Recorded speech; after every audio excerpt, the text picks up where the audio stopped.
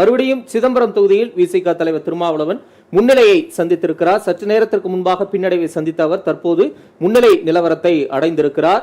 நெல்லை தொகுதியில் காங்கிரஸ் வேட்பாளர் Robert Bruce முதல் சுற்றின் முடிவில் 5000 வாக்குகள் வித்தியாசத்தில் பாஜக வேட்பாளரை விட முன்னிலை பெற்றிருக்கிறார். அண்மை தகவலாக நாம் பார்த்துக் கொண்டிருக்கிறோம். சிதம்பரம் தொகுதியில் விசிக தலைவர் திருமாவளவன் தற்போது முன்னிலையை பெற்றிருக்கிறார். அண்மை தகவலாகவும் பார்த்துக் கொண்டிருக்கிறோம். மறுபடியும் சிதம்பரம் தொகுதியில் விசிக தலைவர் திருமாவளவன் முன்னிலையை சந்தித்திருக்கிறார். சற்று நேரத்திற்கு முன்பாக பின்னடைவை சந்தித்த அவர் தற்போது முன்னிலை நிலவரத்தை அடைந்திருக்கிறார்.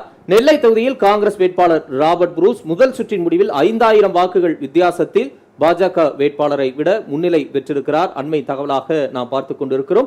சிதம்பரம் தொகுதியில் விசிக தலைவர் திருமாவளவன் தற்போது முன்னிலையை பெற்றிருக்கிறார். அண்மை தகவலாகவும் பார்த்துக் கொண்டிருக்கிறோம். மறுபடியும் சிதம்பரம் தொகுதியில் விசிக தலைவர் திருமாவளவன் முன்னிலையை சந்தித்திருக்கிறார். சற்று நேரத்திற்கு முன்பாக பின்னடைவை சந்தித்த அவர் தற்போது முன்னிலை நிலவரத்தை அடைந்திருக்கிறார்.